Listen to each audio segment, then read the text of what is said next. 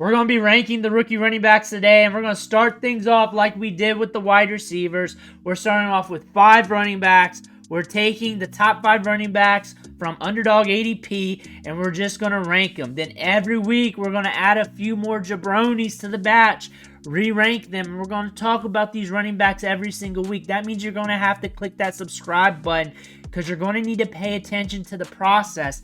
These running backs are going to move up and down the board each week. I'm the only one on YouTube that does this because we do things different here. I'm not going to give you the flat-out top 5 running backs. I'm giving you Underdog's top 5, but I'm moving them around. But let's get this cracking. Let's start ranking these running backs. Let's get the process started for the running back position. And I guarantee you my thoughts are going to change a lot for the running backs this year. And another thing I want to say, if you come out and say this running back class sucks because there's no Bijan, no Jahmyr Gibbs, no Jonathan Taylors, you're being lazy because we have some depth to this class. And the running back position this year is pretty much just a meat shield position for the NFL. They're excited to draft some cheap running backs to get touches, to get carries. That's going to equate to fantasy production.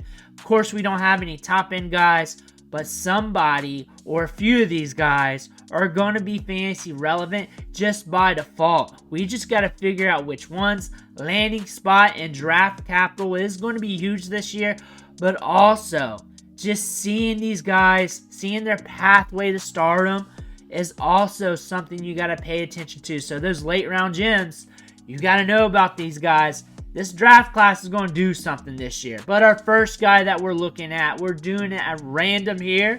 And this running back was getting a lot of attention to start of draft season. It's cooling off. He was getting a lot of attention the start of the 2023 season because he has got a lot of upside. And that's Trey Benson. We're going to put him here.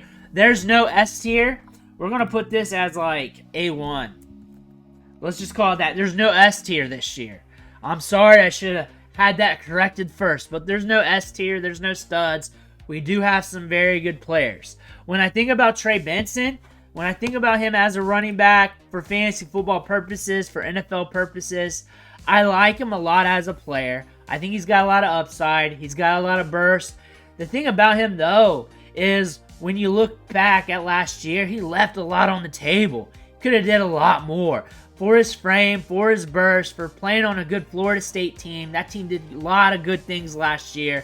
Really could have exceeded expectations. Could have put the stamp on things.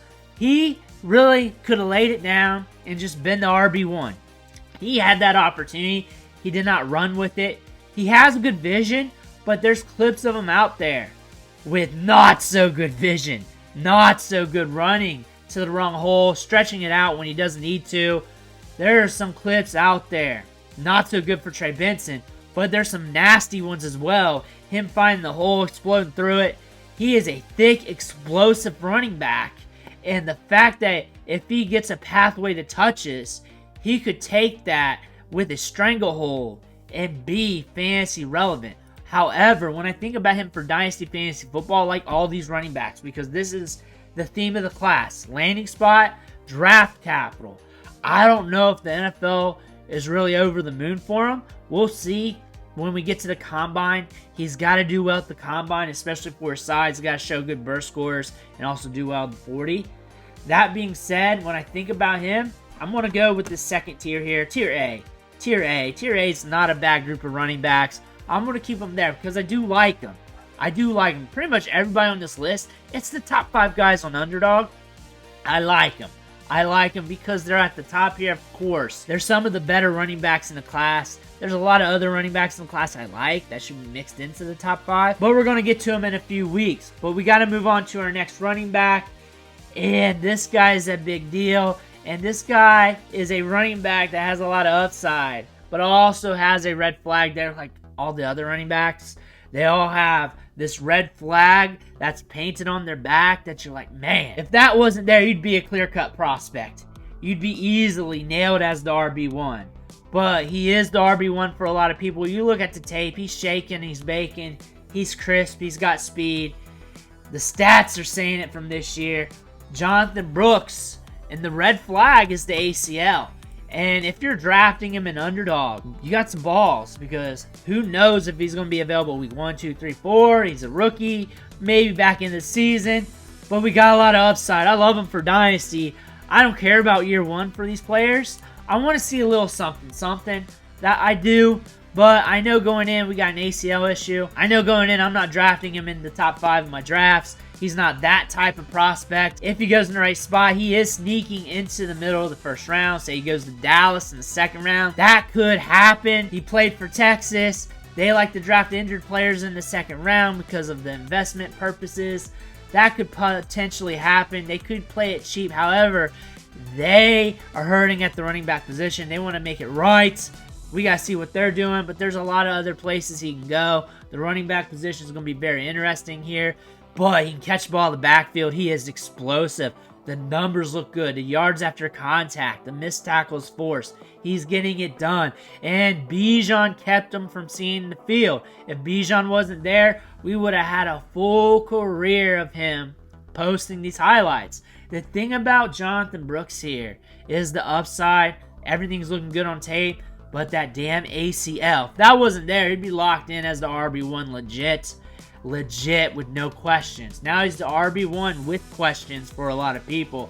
But I'm okay about that, and we'll see what happens with the actual NFL draft. But we got to move on. And we're going to another running back here, and I like him a lot.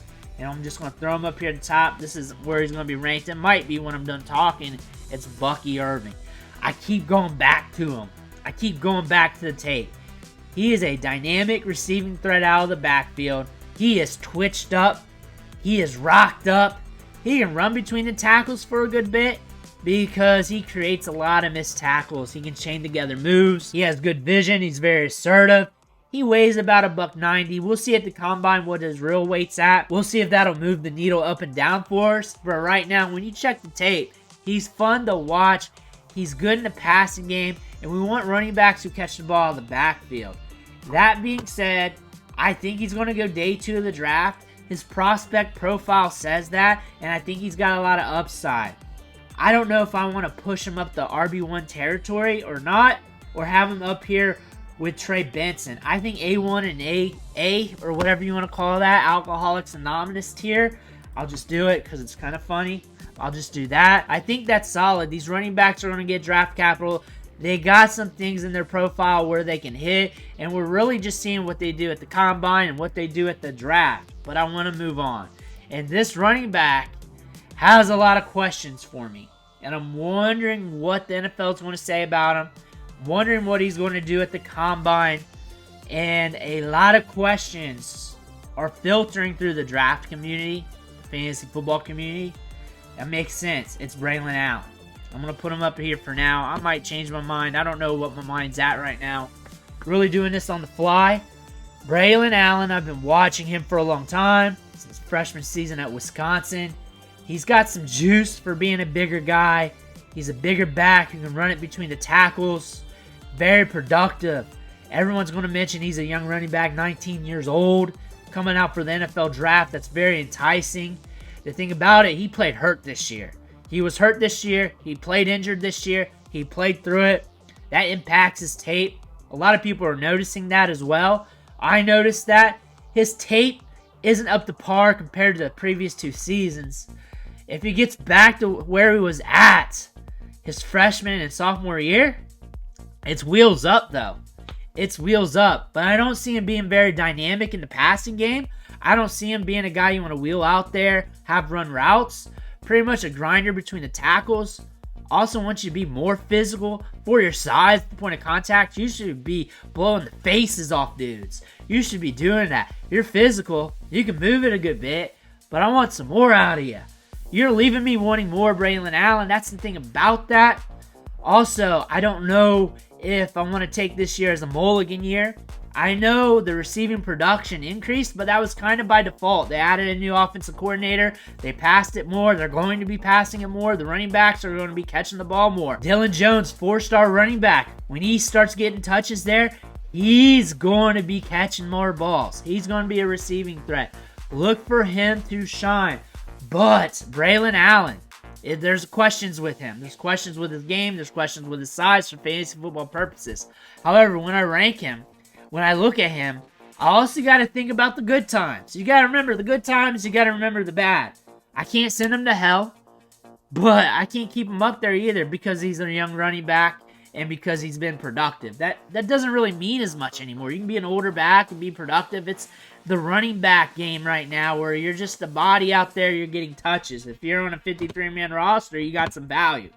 Braelon Allen, probably right behind Trey Benson in that AA tier. Probably right there. These guys are going to drive me the drink. That's why we have it. We got one more running back. One more guy to talk about.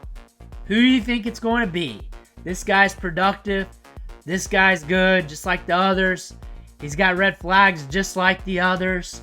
That's the theme of this class. We got good backs with red flags. That's the theme. And come on down. Blake Corum. Just throw him up there right now.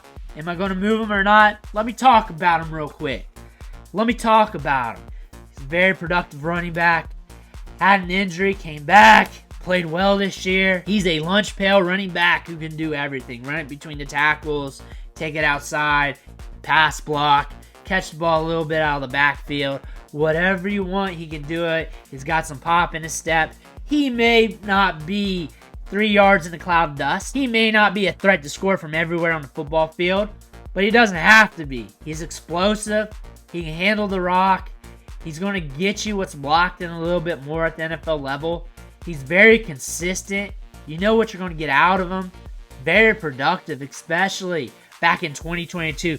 That was his swan song year. He was expected to come out for the draft. Came back this year. We still played well this year, especially on the back nine of the season.